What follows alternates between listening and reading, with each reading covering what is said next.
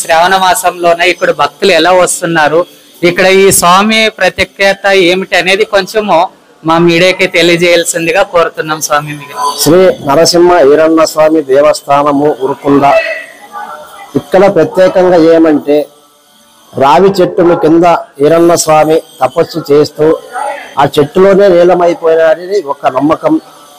ఆ నమ్మకం చెట్టు ఉన్నందువల్ల లక్ష్మీ నరసింహస్వామి ఉంటాడనే నమ్మకంతోనే అప్పటికి మా ప్రజలు లక్ష్మీ నరసింహస్వామికి గూట్లో ఫోటో పెట్టి పూజ చేసేవారు.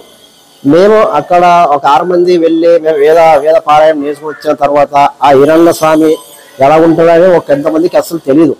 మేము వచ్చిన తర్వాత మేము ఈరన్న స్వామిని ఫోటో పెట్టి పూజ చేస్తే మనం వచ్చిన తర్వాత అభిషేకాలు అర్చనలు అన్ని స్టార్ట్ చేసుకున్నాము.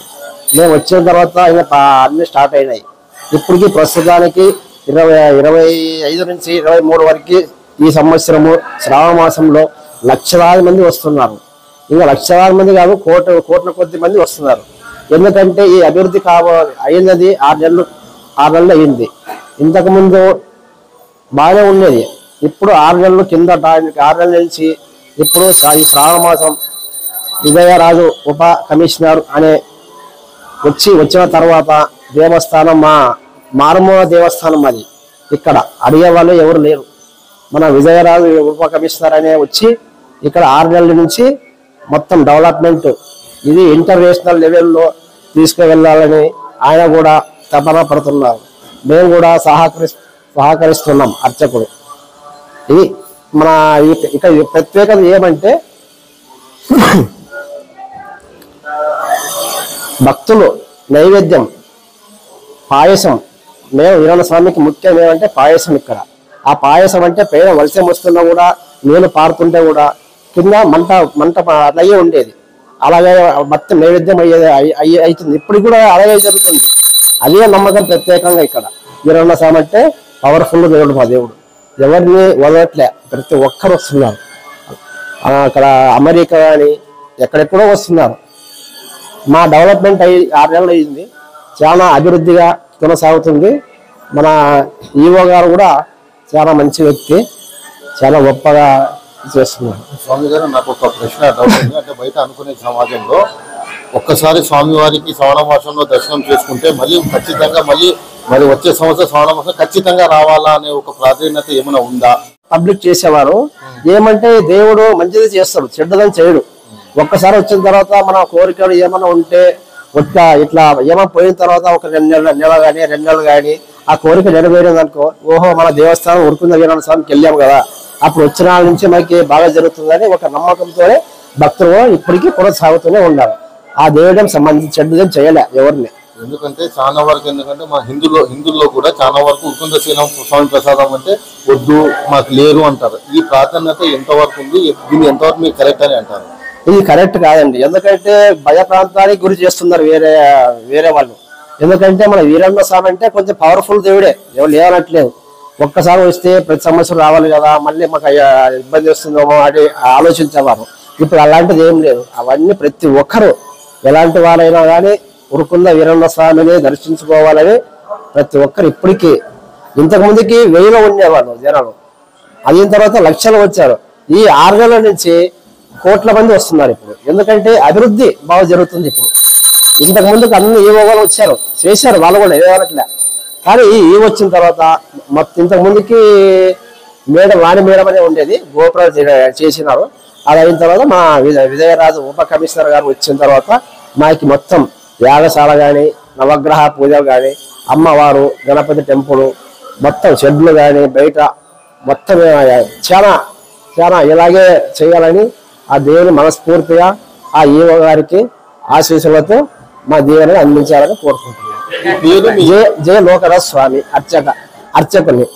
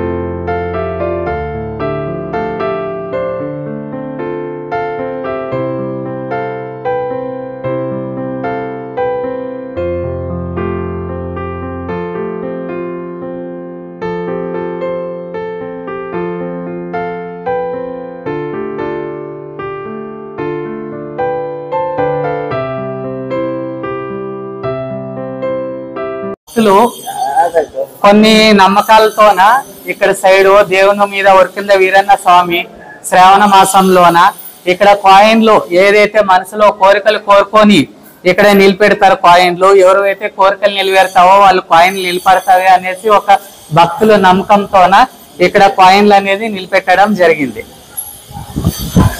ఇక్కడ అవ్వ వాళ్ళు ప్రతి శ్రావణ మాసంలోన అలాగే ప్రతి సోమవారం గురువారము ఇక్కడ భిక్షాటన అనేది చేయడం జరుగుతుంది. కొన్ని సంవత్సరాలుగా ఇక్కడ వీళ్ళు భిక్షాటన చేస్తారు. ఇక్కడ శ్రావణ మాసంలోన ఒక నెల మొత్తం ఉంటారు.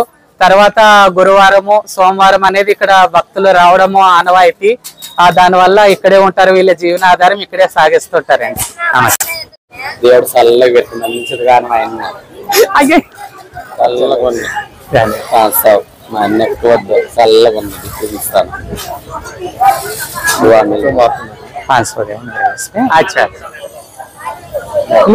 విజయ్ ఇక్కడ నిలబడండి.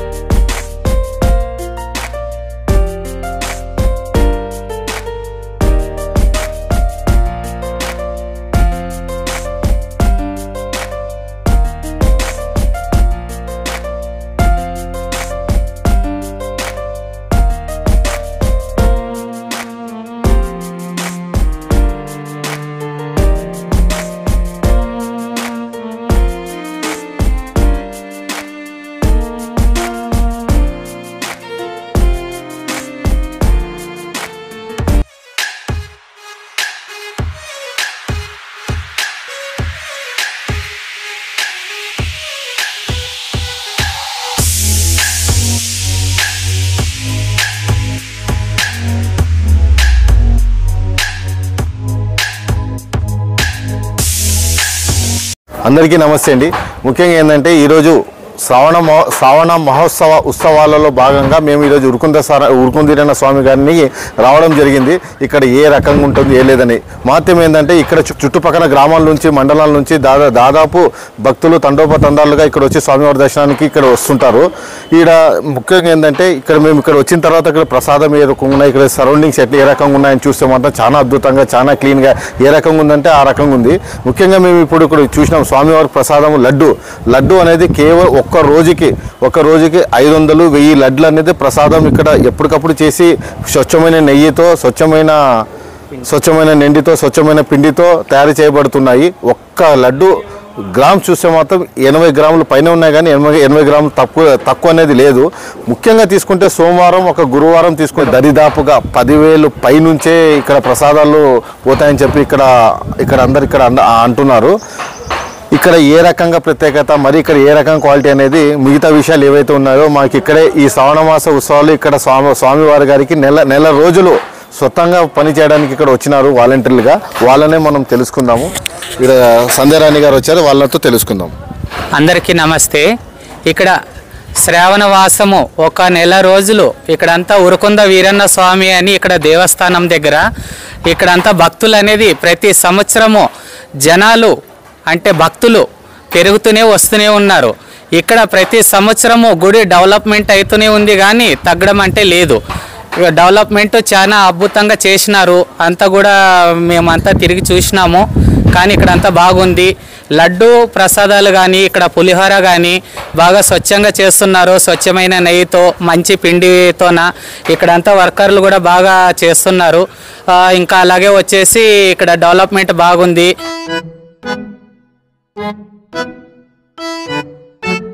ఉరుకుంద ఈరన్న స్వామి దర్శనానికి వచ్చిన వాళ్ళు ప్రతి ఒక్కరూ ఇక్కడ కాలువలోన స్నానం చేస్తూ ప్రతి ఒక్కరు వచ్చిన భక్తులు ఇక్కడ స్నానం చేసుకోవడం అనేది ఆనవాయితీ. ఇక్కడ శ్రావణ మాసంలోనే కాదు, ఇంకా మిగతా రోజుల్లో వచ్చిన వాళ్ళు కూడా చాలా మంది ఇక్కడ కాలువలోన ఈ నీళ్ళలోన ఈ వాటర్ లో స్నానం చేసుకుంటారు. ప్రతి ఒక్కరు దర్శనాలు ఇక్కడ స్నానం చేసుకుని దర్శనానికి పోతారు. ఆర్టీ డెంటల్ క్లినిక్ గత 25 సంవత్సరాల నుండి దంత వైద్య రంగంలో అపార అనుభవం గడించిన డాక్టర్ ఏ రాజ్ కుమార్ రెడ్డి గారు పీడీఎస్ డెంటల్ సర్జన్ గారి ఆధ్వర్యంలో ఆర్కే దంత వైద్యశాల నందు అత్యాధునిక పరికరాలతో అత్యుత్తమమైన వైద్య సేవలు అందించబడుచున్నవి. మా ప్రత్యేకతలు ఎత్తు వంకర పళ్ళు సరిచేయుట, root canal treatment, dental implant, laser treatment, clips, composite చికిత్సలు, చిగుళ్లకు సంబంధించిన మరియు విరిగిన దవడ ఎముకలకు శస్త్రచికిత్సలు చేయబడును. అన్ని రకముల దంత వైద్య సేవలు అందించబడును. ఆనిముత్యాల్లాంటి మీ దంతాల సంరక్షణకై మీ అందమైన చిరునవ్వుకు మరింత అందాన్ని చేకూర్చేందుకు విచ్చేయండి RK dental clinic, shop number 19/417, first floor, Balaji complex, B new mobiles పైన, మున్సిపల్ స్కూల్ ఎదురుగా, ఆదోని.